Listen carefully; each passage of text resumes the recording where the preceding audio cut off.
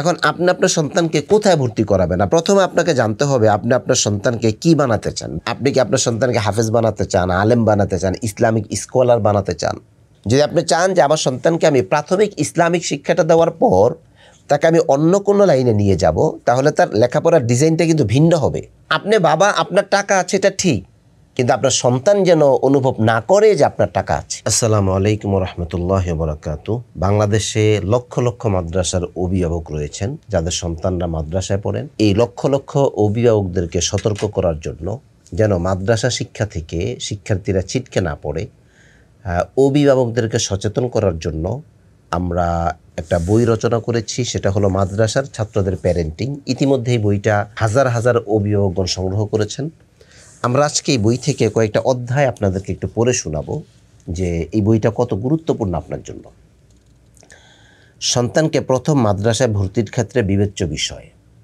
প্রথম যখন দেখেন একজন শিক্ষার্থী যখন একজন সন্তানের বয়স যখন 1 থেকে 5 পর্যন্ত থাকে, তখন কিন্তু অতিরিক্ত কোনো ঝামেলা থাকে না, তখন তাকে শুধু লালন পালন করতে হয়। কিন্তু বাচ্চাটার বয়স যখন 5 হয়ে গেল, তখন থেকে কিন্তু শুরু হয় এক্সট্রা কিছু, তাকে কোন প্রতিষ্ঠানে ভর্তি করাবো, কোথায় ভর্তি করাবো, প্রতিষ্ঠান কেমন, আমার সন্তান প্রতিষ্ঠানের সাথে সুট খাবে কিনা, ইত্যাদি ইত্যাদি বিষয় কিন্তু একজন অভিভাবককে খুব বেশি হতাশ করে, খুব বেশি সে চিন্তিত হয়, খুব বেশি খোঁজ খবর নেয়। পক্ষান্তরে মাদ্রাসা শিক্ষার্থীর, মাদ্রাসার অভিভাবক যারা, যিনি নিয়ত করেছেন যে আমার সন্তানটাকে আমি মাদ্রাসায় পড়াবো, উনি তো আরেকটু বেশি টেনশনে পড়ে যান। কারণ এই যে এই জগৎ, এই যে এই অধ্যায়, সে তার ছেলেকে হাফেজ বানানোর নিয়ত করেছে, আলেম বানানোর নিয়ত করেছে, এই সম্পর্কে দেখা যায় তার কিছুই জানা নেই। এজন্য আমরা মনে করি মাদ্রাসামুখী অভিভাবকগণ এ সময়ে সাধারণত অতিরিক্ত দুশ্চিন্তায় পড়ে যান। স্কুলমুখী অভিভাবক যারা, তারা তো দুশ্চিন্তায় পড়েনি, মাদ্রাসামুখী অভিভাবকগণ এ সময় অতিরিক্ত দুশ্চিন্তা কেন পড়েন? এই যে একটা জগৎ, এই জগৎ সম্পর্কে তারা আসলে কিছুই জানা নেই। সে হয়তো ধর্মীয় একটা অনুভূতি থেকে নিয়ত করেছে, অথবা সে জাগতিক শিক্ষার যে একটা ভয়ঙ্কর সয়লাভ, এগুলো দেখে দেখে সে হতাশ হয়ে তার সন্তানটা বড় হলে যেন ভালো মানুষ হয়, এই জন্য সে নিয়ত করেছে সন্তানটাকে মাদ্রাসায় পড়াবে, দিনই কোনো প্রতিষ্ঠানে পড়াবে। কিন্তু এই জগৎ সম্পর্কে তার জানা নাই, সে হতাশায় পড়ে।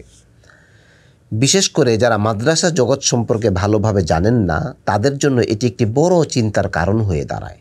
কারণ বর্তমানে মাদ্রাসা স্কুলের ছড়াছড়ি, বাহিরে বড় বড় বিজ্ঞাপন দেখে প্রভাবিত হওয়া উচিত নয়। আবার হুটহাট করে কোনো এক জায়গায় সন্তানকে ভর্তি করে দেওয়াও সঠিক সিদ্ধান্ত নয়। একটু যদি আপনি খেয়াল করেন, এখন কিন্তু মাদ্রাসা বলেন, স্কুল বলেন, প্রচুর ছড়াছড়ি মাদ্রাসা স্কুলের, অনেক বিজ্ঞাপন। আপনি যখন রাস্তায় বের হবেন তো দেখবেন বিজ্ঞাপনের অভাব নাই। এখন আপনি আপনার সন্তানকে কোথায় ভর্তি করাবেন? আপনি কি বিজ্ঞাপন দিয়ে প্রভাবিত? এটা আমরা এই আলোচনাটা এই বইয়ে এই জন্য এনেছি যে একজন অভিভাবক সে যেন তার সন্তানের সঠিক তরবিয়তটা করতে পারে, সন্তানকে সঠিক প্যারেন্টিংটা করতে পারে। তো বিজ্ঞাপন দেখে অনেক সময় আমরা প্রভাবিত হয়ে যাই। আমরা অনেক অভিভাবককে দেখেছি, উনি তার সন্তানকে এমন একটা প্রতিষ্ঠানে নিয়ে ভর্তি করিয়েছেন, ওই প্রতিষ্ঠানের যিনি প্রতিষ্ঠাতা অথবা প্রতিষ্ঠানের যিনি ম্যানেজমেন্টের দায়িত্বে আছেন, উনি অনেক বড় সেলিব্রিটি, ওনার অনেক নামদাম। কিন্তু ওই সেলিব্রিটি লোকটা মাদ্রাসায় সময় দিতে পারেন না, তার নিজের প্রতিষ্ঠানে সময় দিতে পারেন না।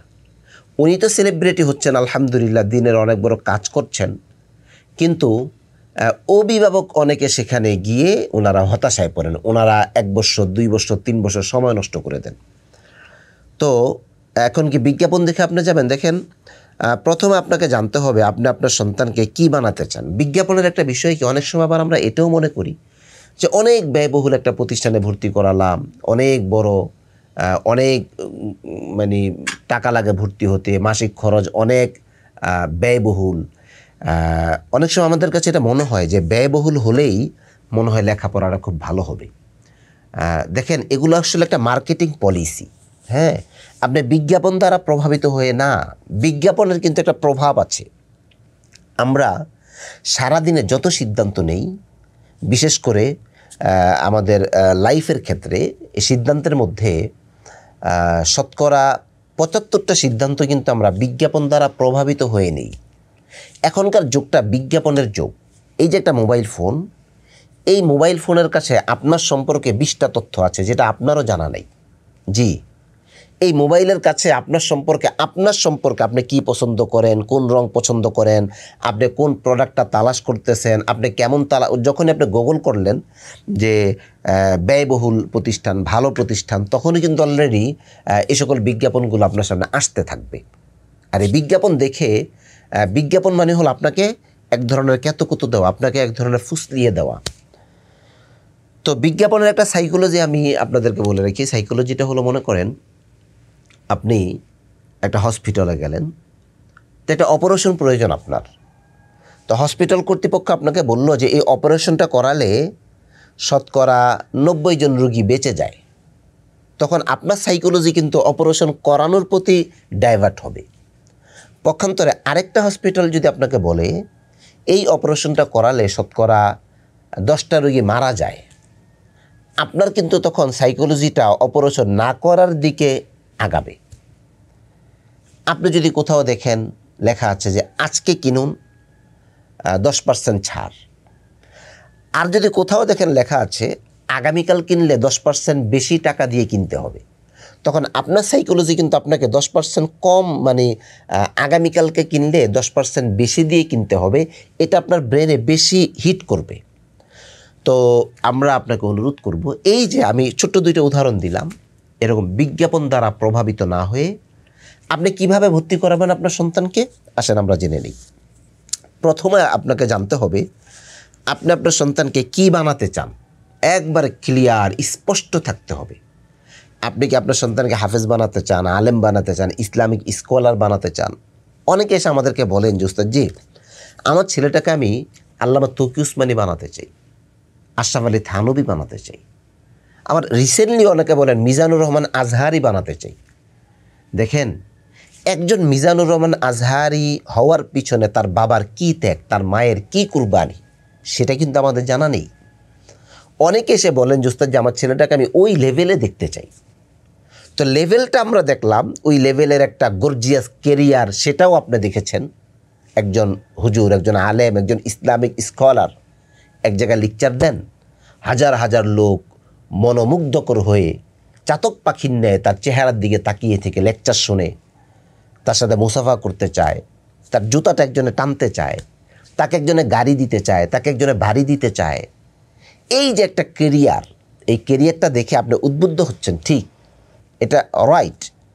বাট এর পিছনে যে একটা ত্যাগ, একটা কুরবানি, এর পিছনে যে শত শত দিন তার, মানে নির্ঘুম রাত, শত শত নির্ঘুম রাত, এর পিছনে তার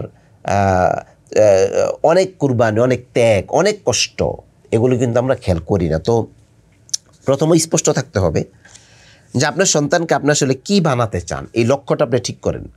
যদি এমন হয় যে আমার সন্তানকে আমি প্রাথমিক ইসলামিক শিক্ষাটা দিব, তারপর আমি তাকে বড় ইসলামিক স্কলার বানাবো না, তাহলে আপনার সন্তানের লেখাপড়ার ডিজাইনটা প্রথম থেকে একরকম হবে। জি, যদি আপনি চান যে আমার সন্তানকে আমি প্রাথমিক ইসলামিক শিক্ষাটা দেওয়ার পর তাকে আমি অন্য কোনো লাইনে নিয়ে যাব, তাহলে তার লেখাপড়ার ডিজাইনটা কিন্তু ভিন্ন হবে। এই লক্ষ্যটা আপনার কাছে স্পষ্ট হতে হবে। তারপর দেখবেন যে প্রতিষ্ঠান আপনি ভর্তি করাতে যাচ্ছেন তাদের লক্ষ্য, আপনার লক্ষ্য এবং চাহিদার সঙ্গে মিল রয়েছে কিনা। অর্থাৎ যে প্রতিষ্ঠানে আপনি আপনার সন্তানকে বানাতে চাচ্ছেন হাফেজে কোরআন, এখন আপনি এমন একটা প্রতিষ্ঠান চয়েস করলেন যেই প্রতিষ্ঠানে ইংরেজি দিয়ে ভরপুর। আপনি আপনার সন্তানকে বানাতে চাচ্ছেন আলেম, কিন্তু আপনি এমন একটা প্রতিষ্ঠান চয়েস করলেন যেই প্রতিষ্ঠানে আমলের প্রভাব কম, যে প্রতিষ্ঠানে জাগতিকতার প্রভাব খুব বেশি। যেমন আমাদের মাদ্রাসায় আমরা কিতাব বিভাগে অভিভাবকদেরকে আমরা বলি যে কিতাব বিভাগে যখন আপনার সন্তান উঠবে তখন তাকে বেশি আরামে না রাখা, তাকে তখন স্বাভাবিক জীবনযাপনে ছেড়ে দেন। কিতাব হ্যাঁ আমার টাকা আছে, থাকতে পারে, ওয়েল, অসুবিধা নেই। আপনি বাবা, আপনার টাকা আছে, এটা ঠিক, কিন্তু আপনার সন্তান যেন অনুভব না করে যে আপনার টাকা আছে।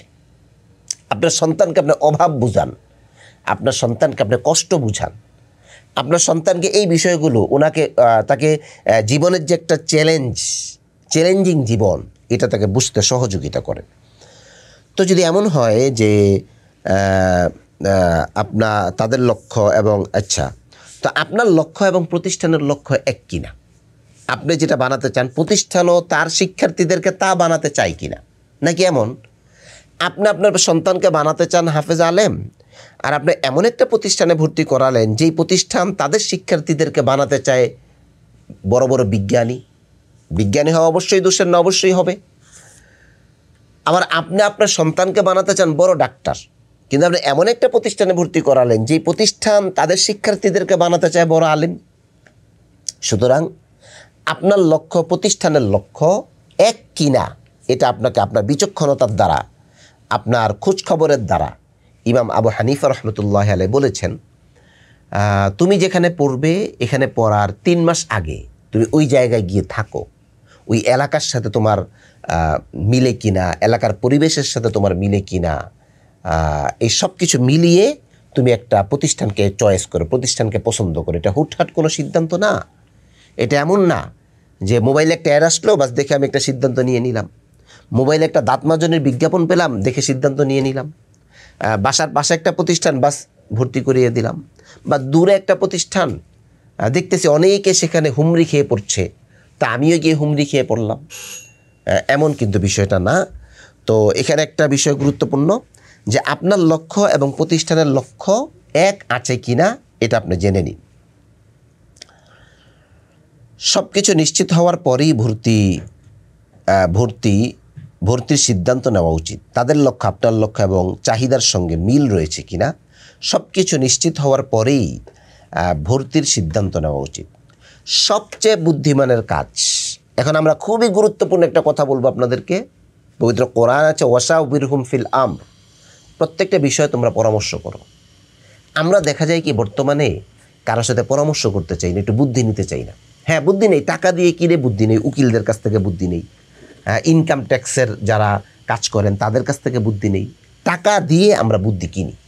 কিন্তু এই যে একটা জগৎ সম্পর্কে যে আমি জানি না, আমার সন্তানের লেখাপড়া, সে মাদ্রাসায় পড়বে, বড় আলেম হবে, বড় হাফেজ হবে, এই জগৎটা সম্পর্কে যে আমি জানি না, এই জগৎ সম্পর্কে জাননেওয়ালা আপনার ডানে বামে সামনে পিছনে অনেকেই আছে। তা আমরা আপনাকে গুরুত্বপূর্ণ যে পরামর্শটা দেব, আপনার পরিচিত কোনো আলেমের সাথে পরামর্শ করা। আপনার সন্তানকে কি বানাতে চান, এটা আপনার পরিচিত একজন আলেম, সে আপনার মসজিদের ইমাম হতে পারে, সে আপনার শ্রদ্ধাভাজন কোনো ব্যক্তি হতে পারে, যার কাছে আপনি যেতে পারেন, পরামর্শ নিতে পারেন। বড় সেলিব্রিটি আলেম হতে হবে এমন না, সেটা হলে তো আরও ভালো, আলহামদুলিল্লাহ। যদি আপনার ওইরকম সুযোগ থাকে, ওনার কাজ পর্যন্ত যাওয়ার তৌফিক যদি আপনার থাকে, প্রত্যেকটা বিষয়ে যদি ওনার সাথে আপনি ডিসকাস করতে পারেন তো আলহামদুলিল্লাহ। যদি সেটা সম্ভব না হয়, আপনার পরিচিত একজন হক্কানি রব্বানি আলেমের কাছে আপনি যান। এটা আপনার সন্তানের লাইফের বিষয়, বুঝতে হবে। এটা 1 দিন 2 দিনের বিষয় না, এটা এমন না বা ছোট্ট বাচ্চা এক জায়গায় পড়াই না, ছোট্ট বাচ্চা এক জায়গায় পড়াই, বিষয়টা এমন না। আপনি যখন একটা বিল্ডিং তৈরি করেন তখন কি আপনি এমনটা মনে করেন যে আচ্ছা ফাউন্ডেশনের কাজটা হোক না, কোনো রকম হোক, উপরে ছাদটা আমরা খুব টাইট করে দিব, এমন কি আপনি মনে করেন? তাহলে আপনার সন্তানের জীবন গড়ার ক্ষেত্রে কেন ছোটোবেলার সময়টাকে আপনি গুরুত্ব দিচ্ছেন না? কেন এটাকে অবহেলা করছেন? কেন আপনি এমন সিদ্ধান্ত নিচ্ছেন যে সিদ্ধান্তের ক্ষেত্রে আপনি পরিপক্ক না? তো আমরা বলবো আপনি পরামর্শ করুন। বর্তমানে এক এক মাদ্রাসার প্রাথমিক কারিকুলাম এক এক রকম। হ্যাঁ, এক এক প্রতিষ্ঠানের এই যে প্রাথমিক যেই কারিকুলাম এটা কিন্তু এক এক রকম, তবে সকল কারিকুলামের উদ্দেশ্য অভিন্ন। মাদ্রাসা শিক্ষার সূচনাতেই যে বিভাগ থাকে তার নাম নুরানি বিভাগ। এখানে দেখবেন আপনি প্লে, নার্সারি 1, 2, এখন আবার অনেকে ইংলিশ ভার্সন প্রতিষ্ঠান করে, অনেকে আবার ইংলিশ মিডিয়াম করে। তো ইংলিশ মিডিয়াম মাদ্রাসা, ইংলিশ ভার্সন মাদ্রাসা, এগুলো কাকে বলে এগুলো আসলে আমি এখানে বলতে চাচ্ছি না। এটা আপনি খোঁজখবর নেবেন। এই যুগে খোঁজখবর নেওয়ার অনেক ওয়ে আছে, এটা আপনি খোঁজখবর নেবেন। তো এখন যেটাই হোক, স্ট্যান্ডার্ড 1 হোক, স্ট্যান্ডার্ড 2 হোক, স্ট্যান্ডার্ড 3 হোক, যাই হোক, প্লে হোক, নার্সারি হোক, নুরানি প্রথম জামাত হোক, নুরানি দ্বিতীয় জামাত হোক, তাহলে মাদ্রাসা শিক্ষার প্রথমে থাকে নুরানি বিভাগ। সাধারণত এই বিভাগের ক্লাসগুলো 3য় শ্রেণী পর্যন্ত চলে, তবে এক এক প্রতিষ্ঠান এক একভাবে এই বিভাগ সাজায়। যেমন কেউ শিশু শ্রেণী থেকে শুরু করে, কেউ আবার প্লে বা নার্সারি থেকে ভর্তি করে, ক্লাস রুটিনও এক এক রকম হয়ে থাকে। স্থানকাল পাত্র বুঝে প্রতিষ্ঠান ক্লাস রুটিন তৈরি করে। তো এই যে একটা বিষয় আমরা এখানে দৃষ্টিপাত করার চেষ্টা করলাম যে আপনি আপনার সন্তানকে একটা জায়গায় ভর্তি করাবেন, ভর্তির ক্ষেত্রে আপনি কিভাবে সিদ্ধান্তটা নেবেন, এটা আশা করি আপনার জন্য অনেক বেশি কল্যাণকর। আচ্ছা, অনেক অভিভাবকগণ, এখানে আরও আলোচনা রয়েছে, সপ্তাহ শুরু বলা সম্ভব হচ্ছে না, একটা ভুল করে। এই যে নুরানি বিভাগে, অর্থাৎ প্রাথমিক যে স্টেপটা, মাদ্রাসা শিক্ষার প্রাথমিক স্টেপ নুরানি বিভাগ, এর পরের স্টেপ হিফজুল কোরআন বিভাগ, এর পরের স্টেপ কিতাব বিভাগ। এই এক একটা বিভাগের অধীনে আবার অনেকগুলো ক্লাস রয়েছে। তো নুরানি বিভাগে সাধারণত একবারে প্রাথমিক যে লেভেলটা, এই লেভেলে সাধারণত অনেক অভিভাবকগণ একটা ভুল করেন। ভুল হলো, এই বিভাগের মূল কাজ হলো শিক্ষার্থীর কোরআন মাজিদ যেন সহি শুদ্ধ হয়, শিক্ষার্থীর নাজারা যেন, সে কোরআন শরীফটা যেন যে কোনো জায়গা থেকে দেখে রিল্যাক্সে তেলাওয়াত করতে পারে। এটা হলো নুরানি বিভাগের মূল উদ্দেশ্য।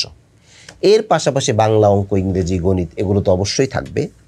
তবে কিছু ভুল হয় আমাদের। ভুল হলো, প্রথম ভুল, অভিভাবকগণ এই কোরআন মাজিদে ফোকাস না করে কিছু প্রাসঙ্গিক বিষয়ে এত বেশি গুরুত্ব দেন যে মূল বিষয়গুলো উপেক্ষিত হয়ে যায়। আবার কেউ কেউ জেনারেল